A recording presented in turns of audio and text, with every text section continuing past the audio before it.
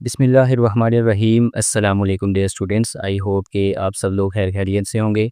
Students, last video में हम लोगों ने चैप्टर नंबर 15 का लास्ट आर्टिकल डिस्कस किया था, ग्रेविटेशनल पोटेंशियल। आज हम लोगों ने चैप्टर नंबर 15 की एक्सरसाइज को डिस्कस करना है और एक्सरसाइज में भी जो है वो शॉर्ट क्वेश्चंस को हम लोग इंशाल्लाह आज की वीडियो में कवर करेंगे। ये जो शॉर्ट क्वेश्चंस हैं ये आप लोगों के एग्ज़ाम्स में यूज़ होने वाली ई शीट को मद्देनज़र रखते हुए मैंने प्लान किए हैं। तो आई होप कि ये आप लोगों के लिए अंडरस्टैंडेबल भी होंगे और आप लोगों को आसानी से याद भी हो जाएंगे पेपर पॉइंट ऑफ व्यू से। चलें जी, अब शुरू करते हैं शॉर्ट क्वेश्चंस। इसमें क्वेश्चन नंबर 1 जो है हमारे पास वो है, why can gravitation not account for formation of molecules. देखिए स्टूडेंट्स, क्वेश्चन का मतलब ये है कि जो ग्रेविटेशनल फोर्स है वो मॉलिक्यूल्स की फॉर्मेशन की ज़िम्मेदार क्यों नहीं है। अब इसका जो आंसर है या इसके पीछे जो कंसेप्ट है वो समझिए। देखिए स्टूडेंट्स, जो मॉलिक्यूल्स होते हैं वो एटम से मिलकर बनते हैं और एटम्स खुद किस चीज़ से मिलकर बने होते हैं? प्रोटॉन्स, न्यूट्रॉन्स और इलेक्ट्रॉन्स से। अब एटम की एग्जिस्टेंस के लिए दो फोर्सेस जो हैं वो रिस्पॉन्सिबल हैं। नंबर 1 फोर्स है इलेक्ट्रोस्टैटिक फोर्स, जो कि एटम के न्यूक्लियस में मौजूद प्रोटॉन और शेल में मौजूद इलेक्ट्रॉन के दरमियान एग्जिस्ट करती है। और जो दूसरी फोर्स है वो स्ट्रॉन्ग न्यूक्लियर फोर्स है, जो एटम के न्यूक्लियस में मौजूद प्रोटॉन्स और न्यूट्रॉन्स के दरमियान मौजूद होती है। मींस एटम को अपनी एग्जिस्टेंस के लिए दो फोर्सेस चाहिए, इलेक्ट्रोस्टैटिक फोर्स और स्ट्रॉन्ग न्यूक्लियर फोर्स। और ज़रा जब एटम खुद एग्जिस्ट कर पाएगा तो वो फिर मिलकर दो मॉलिक्यूल्स बनाएंगे, तो फिर मॉलिक्यूल्स की एग्जिस्टेंस के लिए भी एवेंचुअली यही फोर्सेस अपना रोल प्ले करेंगी। इनके लिए फिर यानी मॉलिक्यूल्स की फॉर्मेशन के लिए ग्रेविटी की कोई ज़रूरत नहीं होती। दूसरी बात कि जो ग्रेविटी है वो बज़ाते खुद एक वीक फोर्स है। आपने फर्स्ट ईयर में जो है वो 4 फंडामेंटल फोर्सेस पढ़ी हैं, gravitational force, electromagnetic force, strong nuclear force और वीक न्यूक्लियर फोर्स। तो जो ग्रेविटेशनल फोर्स है वो वीक न्यूक्लियर फोर्स है। इसका अंदाज़ा आप ऐसे कर लें कि अगर इलेक्ट्रोस्टैटिक फोर्स एक हाथी जितनी है तो जो ग्रेविटेशनल फोर्स है वो मक्खी के बराबर भी नहीं है। तो इससे आप अंदाज़ा कर लें कि एटॉमिक स्केल के ऊपर फिर ग्रेविटेशनल फोर्स इतनी इनफ ही नहीं होती कि वो एटम्स को आपस में बाइंड कर सके या इवेंचुअली एटम्स को आपस में बाइंड करके मॉलिक्यूल्स बना सके। तो इन दो रीजंस की वजह से फिर जो ग्रेविटी है वो मॉलिक्यूल्स की फॉर्मेशन की रिस्पॉन्सिबल या उसके लिए अकाउंटेबल नहीं रहती। तो आपने ये पेपर में कैसे लिखना है कि molecular formation depends on the strong electrostatic interaction between atoms and not the gravity, पहली बात। दूसरी, gravitational force is extremely weak force compare to electric force, दूसरी बात। Therefore gravity is negligible at atomic scale and can not bind atoms into molecules. तो I hope के question number 1 आप लोगों के लिए इजीली अंडरस्टैंडेबल रहा होगा। अब हम लोग डिस्कस करते हैं जी क्वेश्चन नंबर 2 को। क्वेश्चन नंबर 2 है जी कि why don't two books on your desk attract each other despite Newton's law of gravitation. Question में ये कहता है कि न्यूटन लॉ ऑफ ग्रेविटेशन के अकॉर्डिंग दो मैसेज हमेशा एक दूसरे को अट्रैक्ट करते हैं, तो क्यों आपके डाइस या आपके डेस्क के ऊपर पड़ी हुई दो बुक्स एक दूसरे को अट्रैक्ट करते हुए आपको नज़र नहीं आती? वेल, इसका सिंपल सा आंसर ये है कि जो न्यूटन्स का यूनिवर्सल लॉ ऑफ ग्रेविटेशन है या उसके अकॉर्डिंग ये होता है कि जो फोर्स ऑफ ग्रेविटी है वो डिपेंड करती है, उसका जो मैग्नीट्यूड है वो डिपेंड करता है प्रोडक्ट ऑफ मैसेज के ऊपर। अब अगर आप बुक्स के मैसेज को देखें तो वो इतना कम होता है कि जब आप दो बुक्स के दरमियान फोर्स ऑफ ग्रेविटी कैलकुलेट करेंगे तो वो 0 पॉइंट कुछ मतलब बहुत सारे ज़ीरो लगा के आप कोई आगे नंबर लिखें, यानी इतनी स्मॉल अमाउंट में होती है कि वो नोटिसेबल ही नहीं होती है। तो इसी वजह से फिर वो दो बुक्स हमें जो है वो अट्रैक्ट करते हुए नज़र नहीं आती हैं। तो मीन ये सारा मामला किस वजह से होता है? उन बुक्स के स्मॉल मैथ्स की वजह से होता है, वो हमें अट्रैक्ट करते हुए नज़र नहीं आती। अब आपने पेपर में इसका आंसर कैसे लिखना है? आपने लिखना है कि although Newton law applies to all masses but according to Newton's law of gravitation जो फोर्स ऑफ ग्रेविटी है G m1 m2, यहाँ पे m1 और m2 उन दोनों बुक्स के मैसेज है, डिवाइडेड बाय आर स्क्वायर, यानी ग्रेविटेशनल फोर्स जो है वो डिपेंड करती है upon the product of message. Since the mass of books is very small, therefore the force between them is too weak to be noticeable, hence they do not attract each other. आसान सी बात थी। I hope कि ये question भी आप लोगों को clear हो गया होगा। Now we discuss question number 3। Why does an apple fall towards the earth due to gravity while earth does not move towards the earth? बड़ा इंटरेस्टिंग सा क्वेश्चन है कि जब भी एक एप्पल दरख्त से नीचे गिरता है तो हमेशा एप्पल ही ज़मीन की तरफ आता है गिरते हुए। ज़मीन क्यों नहीं ऊपर की तरफ जाती? वेल, इसका आंसर ये है कि देखिए, ये बात दुरुस्त है कि according to Newton's third law हर एक्शन का एक रिएक्शन है। अगर एप्पल का ज़मीन की तरफ गिरना एक्शन है तो रिएक्शन के तौर पर ज़मीन को भी जो है वो एप्पल की तरफ आना चाहिए।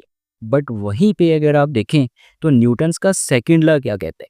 न्यूटन का सेकंड लॉ ये होता है F is equals to M A, यानी acceleration is inversely proportional to mass. Force के नतीजे में किसी मैस में जो एक्सेलरेशन प्रोड्यूस होगा वो एक्सेलरेशन उसी मैस के इनवर्सली प्रोपोर्शनल है। जितना कोई मैस ज़्यादा होगा उतना उसमें कम एक्सेलरेशन प्रोड्यूस होगा। तो वेल, जब एक एप्पल जो है वो ज़मीन की तरफ गिर रहा होता है बुनियादी तौर पर, तो एप्पल का मैस होता है कम, जिसकी वजह से उसमें एक्सेलरेशन ज़्यादा प्रोड्यूस होता है, तो उसका एक्सेलरेशन नोटिसेबल होता है और उसकी जो मोशन है वो भी नोटिसेबल होती है। उसके मुकाबले में अगर आप अर्थ को कंपेयर करें एप्पल से तो उसका मैस बहुत ज़्यादा है। इसी वजह से उसमें जो एक्सेलरेशन प्रोड्यूस होता है वो नेग्लिजिबल है, वो नोटिसेबल ही नहीं है। तो देयरफॉर हमें फिर एप्पल ही जो है वो ज़मीन की तरफ गिरते हुए महसूस होता है, ना कि अर्थ एप्पल की तरफ आते हुए। तो अब इसका आंसर आप लोगों ने पेपर में कैसे लिखना है कि according to Newton's third law both exert equal and opposite forces. दुरुस्त बात है। Also by Newton second law is equals to F by A means that कि acceleration is inversely proportional to mass. As Earth mass is huge, so its acceleration is negligible according to this one. While Apple's small mass results in noticeable motion, hence it falls towards the Earth due to gravity. Why Earth does not move towards the Apple. तो hope so कि ये जो 3 questions हैं ये आप लोगों ने understand कर लिया। अब हम लोग डिस्कस करते हैं क्वेश्चन नंबर 4 को। क्वेश्चन नंबर 4, 5 और 6 इनका जो कंसेप्ट है इनके पीछे वो एक ही है। आपने एक अंडरस्टैंड कर लिया तो जो बाकी का कंसेप्ट है, बाकी क्वेश्चंस आप लोगों के लिए आसानी हो जाएंगे। So question number 4 is can gravitational field strength be negative? Explain. सबसे पहली बात आप लोग ये याद रखें कि जहाँ पे भी फील्ड की बात आती है, like electric field, magnetic field, gravitational field, तो उस फील्ड में हमेशा डायरेक्शन भी आ जाती है। अब जब भी डायरेक्शन की बात आ जाती है तो वो डायरेक्शन आप पॉजिटिव भी कंसीडर कर सकते हैं, वो डायरेक्शन आप नेगेटिव भी कंसीडर कर सकते हैं। यहाँ पे चूंकि ग्रेविटेशनल फील्ड की बात हो रही है तो ग्रेविटेशनल फील्ड का फार्मूला आप लोग जानते हैं क्या होता है? G is equals to G m by r square. अब इस फार्मूले के साथ आप ये नेगेटिव साइन भी अटैच कर सकते हैं। इस चूंकि मैंने क्या बताया, जहाँ पे फील्ड आएगी तो उसकी स्ट्रेंथ को आप, उसकी स्ट्रेंथ जो है वो डायरेक्शन के ऊपर डिपेंडेंट हो जाएगी। तो आप जो है यानी डायरेक्शन वहाँ पे मैटर करने लगती है, तो डायरेक्शन आप पॉजिटिव भी कंसीडर कर सकते हैं, नेगेटिव भी कंसीडर कर सकते हैं। तो येस, आप ग्रेविटेशनल फील्ड स्ट्रेंथ को जो है वो नेगेटिव कंसीडर कर सकते हैं। यानी इस फार्मूले में अगर आप एक नेगेटिव साइन लगा दें तो आप ये लगा सकते हैं। इसका मतलब ये नहीं है कि नेगेटिव का साइन ये रिप्रेजेंट कर रहा है कि ग्रेविटेशनल फोर्स कम हो गई है, नहीं। नेगेटिव का साइन यहाँ पे लगाने से ये इस चीज़ की रिप्रेजेंटेशन होगी कि आप ये चीज़ बताना चाह रहे हैं कि जो ग्रेविटेशनल फील्ड है वो अट्रैक्टिव फील्ड है और इसकी जो डायरेक्शन है वो टुवर्ड्स द सोर्स मैस है। यानी ये मार्कर अगर मैं पॉइंट मैस कंसीडर कर लूँ और ये अर्थ हो गए तो इस वक्त अर्थ मेरा सोर्स मैस होगा और ये पॉइंटर मेरा पॉइंट मैस होगा, ठीक है। तो अगर इस अर्थ की ग्रेविटेशनल फील्ड के साथ मैं नेगेटिव का साइन लगा देता हूँ तो इसका मतलब ये होगा कि इसकी जो ग्रेविटेशनल फील्ड है वो इस मार्कर को अपनी तरफ अट्रैक्ट करेगी और जो ग्रेविटेशनल फील्ड की डायरेक्शन है, जो ग्रेविटेशनल फील्ड लाइंस हैं वो इनवर्ड्स होंगी टुवर्ड्स द सोर्स मैस। तो ये बात है कि yes, gravitational field can be negative. तो आपने अभी इसका पेपर में आंसर कैसे लिखना है कि yes, gravitational field strength can be negative if we take the field direction towards the source as negative. It shows that gravity is attractive and directed towards the mass creating that field. Clear? कोई confusion? Hope so कि आपको अब कोई confusion नहीं रहा होगा इन 4 questions में। Next हमारे पास क्वेश्चन नंबर 5 है कि what factors determine the strength of gravitational field around a planet? किसी भी प्लेनेट के गिर्द उसकी जो ग्रेविटेशनल फील्ड स्ट्रेंथ है वो किन चीज़ों के ऊपर डिपेंड करती है, कौन से फैक्टर्स उसको डिटरमिन करते हैं। अब आप लोग जानते हैं कि जो ग्रेविटेशनल फील्ड स्ट्रेंथ का फार्मूला होता है वो होता है G is equals to G N upon R square. इसमें इज इक्वल टू और जी को आप अगर कांस्टेंट और प्रोपोर्शनलिटी के साइन से रिप्लेस कर लें तो आपके पास जो ग्रेविटेशनल फील्ड स्ट्रेंथ है वो डायरेक्टली प्रोपोर्शनल हो जाती है मास के और इन्वर्सली प्रोपोर्शनल हो जाती है रेडियस। यहाँ पे जो रेडियस है ये जो आर लिखा हुआ है इसका मतलब ये है, ये कन्फ्यूजिंग, ये मिसअंडरस्टैंडिंग दूर कर लें कि ये सिर्फ प्लेनेट का रेडियस है, नहीं, बल्कि ये प्लेनेट का रेडियस प्लस इससे कितने ये दूर कोई चीज़ मौजूद है, ये दोनों डिस्टेंसेस शामिल शामिल है। आपको याद होगा इस आर को मैंने कैपिटल आर प्लस एच लिखा था जब हम लोग आर्टिकल डिस्कस कर रहे थे, ठीक है। तो याद रखिएगा ये जो आर होता है ये सेंटर से टोटल डिस्टेंस लिया जाता है किसी भी ऑब्जेक्ट तक, ठीक है, ना कि सिर्फ रेडियस। तो ये फार्मूला ये चीज़ रिप्रेजेंट कर रहा है कि किसी भी प्लैनेट के गिर्द जो ग्रेविटेशनल फील्ड स्ट्रेंथ है वो मैस उस प्लैनेट के अपने मैस के ऊपर डिपेंड करेगी और उस प्लैनेट से कोई ऑब्जेक्ट उसके सेंटर से कितना दूर है उसके ऊपर डिपेंड करेगी। जितना किसी प्लैनेट का मैस ज़्यादा होगा उतनी उसकी ग्रेविटेशनल फील्ड स्ट्रेंथ ज़्यादा होगी। इसी वजह से अगर आप जुपिटर को देखें तो वो अर्थ के मुकाबले में ज़्यादा मैसिव है, इसलिए उसकी ग्रेविटी भी ज़्यादा है, ग्रेविटेशनल फील्ड स्ट्रेंथ भी ज़्यादा है। और वहीं पे अगर आप देखें तो कोई ऑब्जेक्ट जितना किसी प्लैनेट से उसके सेंटर से दूर होगा उसके लिए ग्रेविटेशनल फील्ड स्ट्रेंथ उतनी ही ज़्यादा वीक होगी, जितना नज़दीक होगा उतनी ज़्यादा होगी, ठीक है। तो यूँ आपने ये पेपर में लिखना है, होप्स हो कि ये भी आप लोगों ने अंडरस्टैंड कर लिया हो। अब क्वेश्चन नंबर 6 है जी। क्वेश्चन नंबर 6 है कि if two planets have same mass but different radii how could their gravitational field strength compare. कि अगर आपके पास दो प्लैनेट्स हैं और दोनों प्लैनेट्स का मैस एक जितना है लेकिन उनके रेडियाई यानी उनके साइजेस डिफरेंट है, तो उस सूरत में आप उनकी ग्रेविटेशनल फील्ड स्ट्रेंथ को कैसे कंपेयर करेंगे। वेल अभी हमने देखा कि ग्रेविटेशनल फील्ड स्ट्रेंथ ना सिर्फ मैस के ऊपर डिपेंड करती है बल्कि कोई चीज़ सेंटर से कितनी दूर है उस रेडियस के ऊपर भी डिपेंड करती है। हमारे पास डिफरेंट रेडियाई हैं तो जाहिर सी बात है जो ग्रेविटेशनल फील्ड स्ट्रेंथ है वो गिवन बाय दिस फार्मूला। ये फार्मूला शो करता है कि जो ग्रेविटेशनल फील्ड स्ट्रेंथ है वो रेडियस के यानी सेंटर से डिस्टेंस के इन्वर्सली प्रोपोर्शनल है, उसके स्क्वायर के इन्वर्सली प्रोपोर्शनल है। देयरफॉर जिस प्लैनेट का जितना कम रेडियस होगा यानी जो कम साइज वाला प्लैनेट होगा उससे सेम डिस्टेंस के ऊपर उसकी ग्रेविटेशनल फील्ड स्ट्रेंथ जो है वो ज़्यादा होगी as compare to the second one. अब मैं आपको बात समझाता हूँ, देखें, मान लें कि ये एक प्लैनेट है इस साइज़ का, इसी के साथ ये एक प्लैनेट है इस साइज़ का, ठीक है। अब इस प्लैनेट का रेडियस अगर आप देखें ये छोटा सा रेडियस बन रहा है, इस प्लैनेट का रेडियस देखें ये एक बड़ा रेडियस बन रहा है। मान लें कि इस प्लैनेट का रेडियस बन रहा है 1 किलोमीटर और इससे 2 किलोमीटर डिस्टेंस के ऊपर यहाँ पे कोई ऑब्जेक्ट मौजूद है और इस प्लैनेट का रेडियस बन रहा है 2 किलोमीटर और इससे भी 2 किलोमीटर डिस्टेंस के ऊपर एक चीज़ यहाँ पे मौजूद है। अब आप बताएं कि इसकी किसकी ग्रेविटेशनल फील्ड स्ट्रेंथ जो है वो ज़्यादा हो। अब देखें यहाँ से इस सरफेस तक इस प्लैनेट के लिए भी डिस्टेंस 2 किलोमीटर है और इस प्लैनेट के लिए भी डिस्टेंस 2 किलोमीटर है, बट इस प्लैनेट का अपना रेडियस आता है तो ये 2 + 2 4 किलोमीटर हो जाएगा और ये 2 + 1 3 किलोमीटर्स हो जाएगा। तो अभी हमने देखा कि जितना सेंटर से फासला कम होगा उतनी ग्रेविटेशनल फील्ड स्ट्रेंथ ज़्यादा होगी। सो स्मॉल रेडियस वाला जो प्लैनेट है उसकी ग्रेविटेशनल फील्ड स्ट्रेंथ ज़्यादा होगी as compare to large one, ठीक है। तो कैसे पेपर में लिखना है कि gravitational field strength is given by G is equal to Gm/r²। It shows that gravitational field strength is inversely proportional to the square of distance from its center.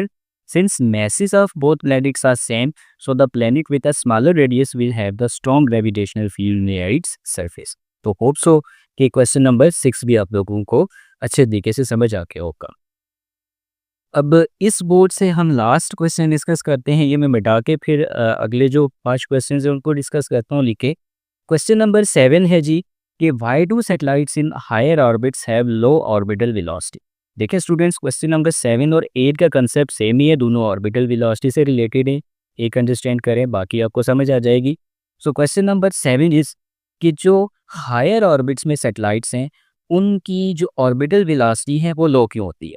अगर आप लोगों ने मेरा ऑर्बिटल वेलोसिटी वाला लेक्चर अच्छे तरीके से understand किए तो इस क्वेश्चन का आंसर आप लोगों के लिए कोई मुश्किल नहीं होगा।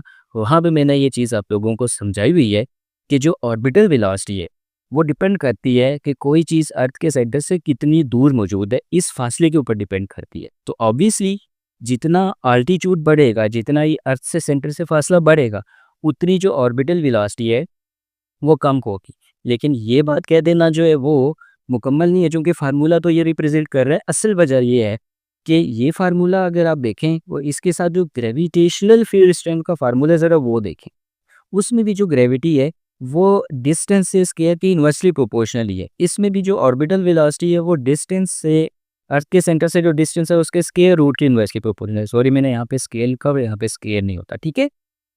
अब ये दोनों फार्मूले रिप्रेजेंट करते हैं कि जितना आप आल्टीट्यूड पे जाएंगे तो ग्रेविटेशनल फील्ड स्ट्रेंथ कम होगी। जितनी ग्रेविटेशनल फील्ड स्ट्रेंथ कम होगी तो जाहिर है उस सैटेलाइट को उस ग्रेविटेशनल फील्ड स्ट्रेंथ को ओवरकम करने के लिए जो फोर्स है, यानी जो ग्रेविटेशनल फोर्स वहाँ पे लग रही है वो भी उसको कम लगेगी। तो उस कम फोर्स को ओवरकम करने के लिए उसी वेलोसिटी की सूरत में इतनी ज़्यादा काइनेटिक एनर्जीज की ज़रूरत नहीं होगी, इसलिए उसकी जो ऑर्बिटल वेलोसिटी है वो भी कम होगी। तो पेपर में कैसे लिखना है कि orbital velocity is given by the formula this. It shows के ऑर्बिटल वेलोसिटी जो है वो अल्टीट्यूड की इन्वर्सली प्रोपोर्शनल है। मोर ओवर अगर आप ग्रेविटेशनल फील्ड स्ट्रेंथ की बात कर लें तो उसमें भी आप देखें तो जो ग्रेविटेशनल फील्ड स्ट्रेंथ है वो भी अल्टीट्यूड की इन्वर्सली प्रोपोर्शनल है। इट शोज कि जो ग्रेविटेशनल फील्ड स्ट्रेंथ है वो अल्टीट्यूड की इन्वर्सली प्रोपोर्शनल आ गई। दोनों रिजल्ट्स ये शो करते हैं कि जैसे जैसे अल्टीट्यूड इंक्रीज होगा, as altitude increases gravitational pull weakens, तो जो ग्रेविटेशनल पुल है वो कम होना जाएगा। To balance this weak force, उसकी वजह से फिर जो ग्रेविटेशनल फोर्स है वो भी वीक होती जाएगी। तो इस फोर्स को बैलेंस करने के लिए सैटेलाइट नीड्स लेस स्पीड, यानी काइनेटिक एनर्जी की फॉर्म में उसको कम स्पीड चाहिए होगी to stay in the orbit, ताकि वो अपनी ऑर्बिट में स्टे कर सके। So its orbital velocity will be low, या its orbital velocity is lower. तो होप सो कि क्वेश्चन नंबर 7 भी आप लोगों को समझ आ गया होगा। अभी ये मैं मिटाता हूँ, फिर बाकी क्वेश्चन डिस्कस करते हैं।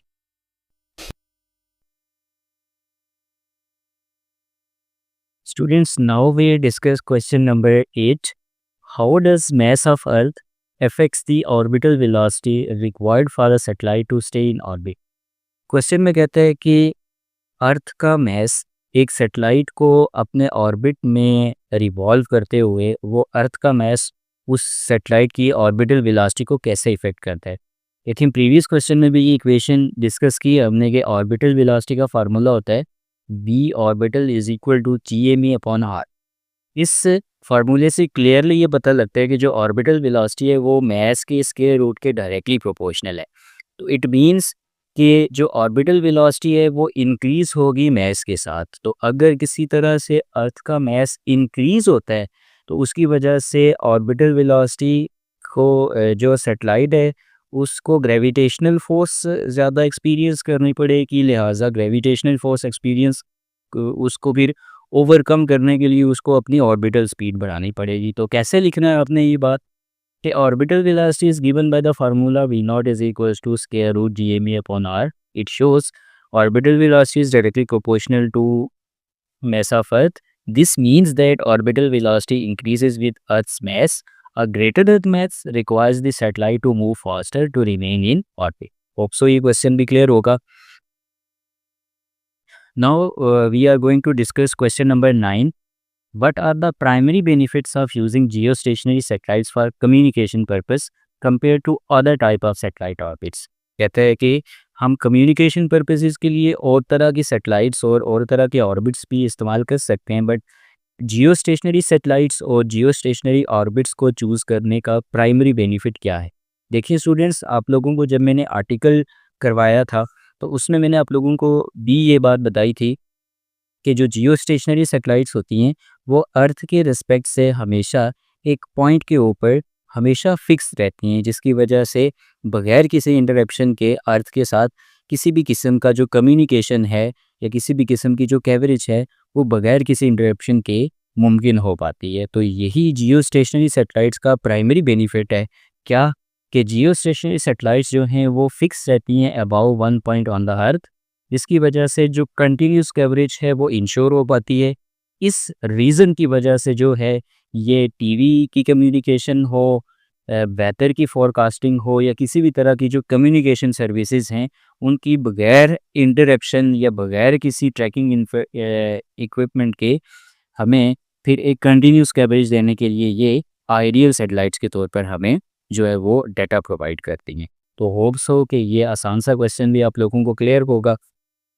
जो हमारा थर्ड लास्ट क्वेश्चन है, question number 10 is there are limited number of stable geostationary orbits available, so what measures do we take to handle the possible rise in number of satellites? Do we have any international rules or agreement to address this?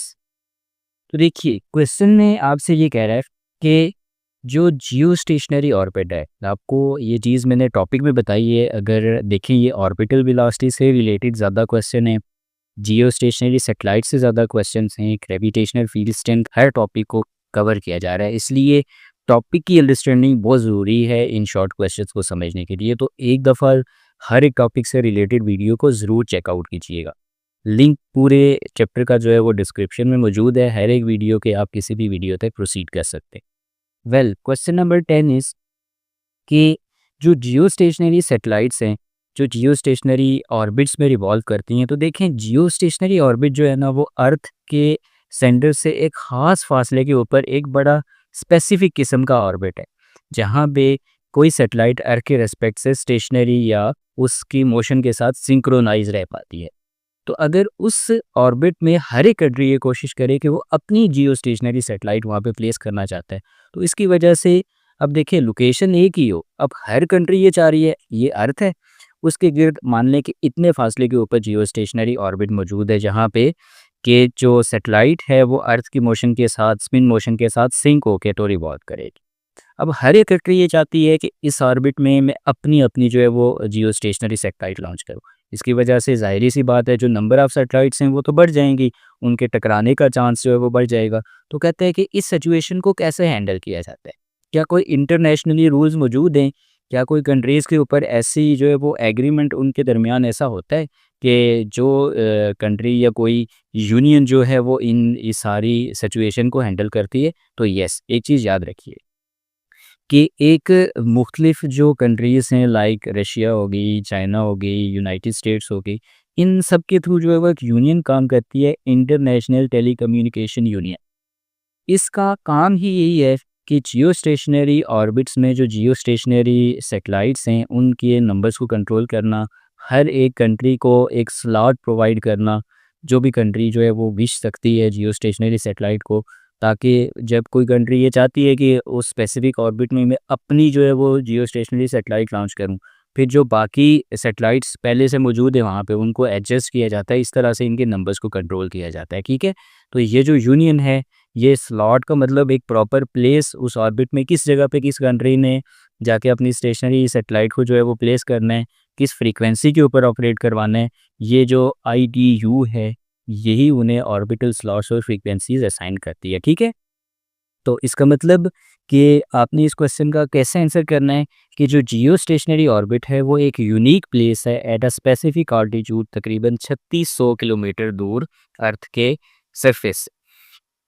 Possible rise in number of satellites can crowd the belt. Can crowd the belt से मतलब ये है कि ये जो जिस जगह जो ऑर्बिट है जियो स्टेशनरी ऑर्बिट उसको क्राउड कर सकते हैं, वहाँ पे नंबर ऑफ सैटेलाइट्स इंक्रीज हो सकती, जिसकी वजह से जो है वो कोलिजन, कम्युनिकेशन फेलियर और इंटरफेरेंस जैसी जो वजूहात हैं उनका रिस्क जो है वो ताहम का जो है वो कायम हो जाता है। ये नहीं, possible rise in number of satellites can crowd the bird and cause risk of interference, collision and communication failure. So इस पर्पज़ के लिए क्या किया जाता है, एक इंटरनेशनल बॉडीज़ हैं लाइक ITU, ये असाइन करती है ऑर्बिटल स्लॉट्स और frequencies to avoid such type of interference and risk of collision and communication failure.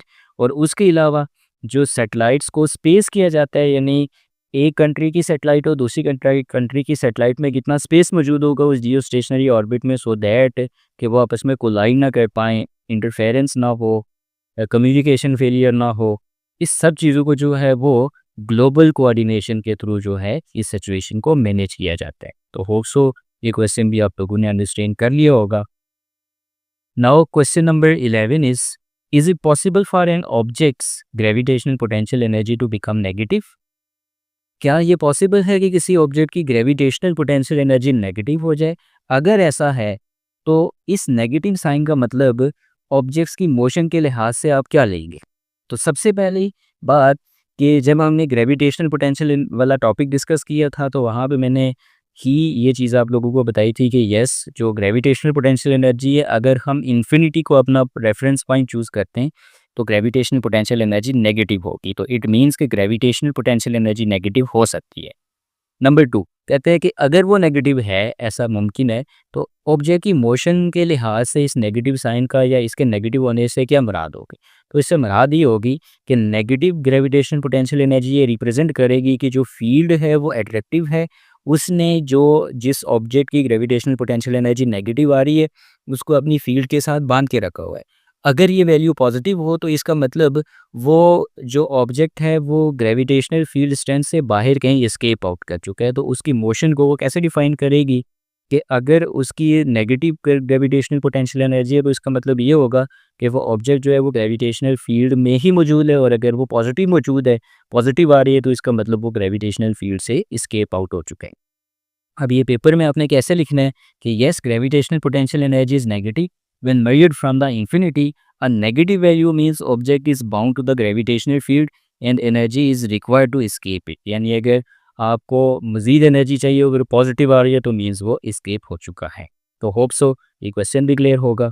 अब हम लोग डिस्कस करते हैं एक्सरसाइज का last question, question number 12। How gravitational potential energy of 2 point masses is related to the concept of gravitational potential.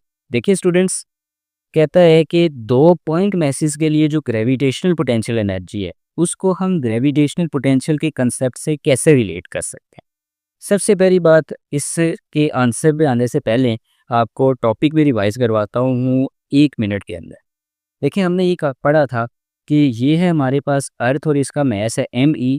अर्थ से बहुत दूर infinity के ऊपर कोई पॉइंट मैस पड़ा हुआ है M1। तो इस पॉइंट मैस को इन्फिनिटी से इस अर्थ की ग्रेविटेशनल फील्ड तक लाने के लिए हमें जो वर्क करना पड़ता है, इसको हम बोलते हैं एब्सोल्यूट ग्रेविटेशनल पोटेंशियल एनर्जी। अब यहाँ पे चूंकि अर्थ के बजाय एक मैस था पहले ME यानी मैस ऑफ अर्थ, और दूसरा था M1। अब यहाँ पे दोनों पॉइंट मैसेज हैं, तो एक तो वही M1 आप कंसीडर कर लें पॉइंट मैस, तो दूसरे को अर्थ के ME के बजाय आप M2 कंसीडर कर लें। तो उस सूरत में ग्रेविटेशनल जो ग्रेविटेशनल पोटेंशियल एनर्जी है उसका फार्मूला क्या आ जाएगा, इस ME की जगह भी क्या आ जाएगा, सिंपल आ जाएगा आपके पास M1, और इसकी जगह आ जाएगा M2। तो 2 पॉइंट मैसेज के दरमियान जो ग्रेविटेशनल पोटेंशियल एनर्जी है उसका फार्मूला बनेगा U is equals to -G M1 M2 upon R²। ठीक है, तो वो टोटल वर्क जो हम किसी भी पॉइंट मैस को, एक पॉइंट मैस को इन्फिनिटी से उठाकर किसी दूसरे मैस की फील्ड तक लाने के लिए करते हैं, उस टोटल एनर्जी को, उस टोटल वर्क को हम क्या बोलते हैं, ग्रेविटेशन पोटेंशियल एनर्जी। जबकि अगर टोटल के बजाय हम यूनिट मैस को देखें कि ये तो टोटल मैस को हम कैरी करके यहाँ तक लेकर आ रहे हैं ना, मान लें कि ये 10 किलो का मैस है, तो 10 किलो के मैस को इन्फिनिटी से इस अर्थ की फील्ड तक या इस मैस M1 को उठाकर इस M2 की फील्ड तक लाने के लिए, ये M1 है आपके पास 10 kg का, तो हमें जितना वर्क करना पड़ता है, जितनी एनर्जी इसको मिलती है, उसको हम बोलते हैं ग्रेविटेशनल पोटेंशियल एनर्जी। लेकिन 10 किलो के बजाय अगर हम यूनिट मैस को लिख कर आए, ठीक है, ये बिल्कुल ऐसे ही है कि जैसे आप बाज़ार से कोई चीज़ ख़रीदते हैं ना, तो जो आपको वो स्टोर वाले वो ऑनलाइन जो आपको रिसिप्ट निकाल के देते हैं, ठीक है, तो उसमें उस रसीद में आप देखें तो एक तरफ लिखी होती है टोटल प्राइस और एक तरफ लिखी होती है प्राइस पर केजी। तो वो समझ लें, वो जो टोटल प्राइस है ना आपकी सब चीज़ों की, वो आपकी है ग्रेविटेशन पोटेंशियल एनर्जी, और जो पर केजी की प्राइस है ना वो आपके पास है आपका ग्रेविटेशनल पोटेंशियल। तो यही बात मैं यहाँ पे आपको समझाना चाह रहा हूँ कि ये अगर मैस आपके पास 10 kg का है, तो इसको, इस पूरे 10 kg को किसी दूसरे मैस की फील्ड तक लाने के लिए जितना टोटल वर्क करना पड़ता है, ये है ग्रेविटेशनल पोटेंशियल एनर्जी। और 10 kg के बजाय अगर यूनिट मैस हो, तो वो यूनिट मैस के ऊपर हमें जितना वर्क करना पड़ेगा, तो वो जो potential energy per unit mass होगी, इसको हम बोलेंगे ग्रेविटेशनल पोटेंशियल। तो आप देखें तो अगर इस पोटेंशियल के रिस्पेक्ट से मैं इस ग्रेविटेशनल पोटेंशियल एनर्जी को डिफाइन करना चाहता हूँ तो मैं कैसे करूँगा, इस m1 को अगर मैं यहाँ पे सिंपल मल्टीप्लाई कर लूँ तो this will be product of gravitational potential multiply by source mass. बात समझ में आ गई है? तो आपने इसको पेपर में कैसे लिखना है, gravitation potential energy between the 2 point mass is given as by this formula, it is the total energy to required to move 1 point mass से यहाँ पे है m1 from infinity to the field of second point mass से m2, while gravitational potential is gravitational potential energy per unit mass. और यहाँ पे जो वो पर यूनिट मास यानी हमारा जो सोर्स मास है वो यहाँ पे क्या हो जाएगा m1, सॉरी जो सोर्स मास है वो m2 हो जाएगा, और जो पर यूनिट मास यानी जिसको उठा के लेकर आ रहे हैं वो आ जाएगा m1, यानी कि b इज इक्वल टू हमारे पास आ जाएगा u माइनस u, यानी कि gravitational potential energy per unit मास m1। u की जगह अगर आप ये वैल्यू सब्स्टिट्यूट कर लें तो m1 से जो है वो नीचे वाला m1 कैंसिल हो जाएगा, तो भी ऊपर आपके पास m2 बचेगा। तो from this concept we can define the potential gravitation potential from this concept of gravitational potential energy minus u is equal to, इसको इधर क्रॉस मल्टीप्लाई कर लें तो v मल्टीप्लाई बाय m1। तो होप सो ये क्वेश्चन आप लोगों को समझ आ गए होंगे। इसी किस्म का कोई कन्फ्यूजन है तो आप लोग कमेंट सेक्शन में ज़रूर पूछें, मैं डेफिनेटली आप लोगों को रिप्लाई करने की कोशिश करूँगा। इंशाल्लाह नेक्स्ट वीडियो में हम लोग इस चैप्टर के न्यूमेरिकल डिस्कस करके इस चैप्टर को जो है वो कंक्लूड करेंगे। एक काम मैं ज़रूर यहाँ पे करूँगा कि इस जो आप ये जो दोनों बोर्ड्स जिस पे से मैंने शॉर्ट क्वेश्चन डिस्कस किए इनका मैं पीडीएफ बना के तो गूगल ड्राइव का लिंक जो है वो डिस्क्रिप्शन में ऐड कर लूँगा। आप लोग वो पीडीएफ वहाँ से डाउनलोड करके तो अपने पास बाद में इजीली नोट्स भी बना सकते हैं या उसका आप प्रिंट आउट ले सकते हैं। तो अब इंशाल्लाह फिर न्यूमेरिकल्स वीडियो में मिलते हैं, तब तक के लिए अपना ख्याल रखिएगा। अल्लाह हाफिज़।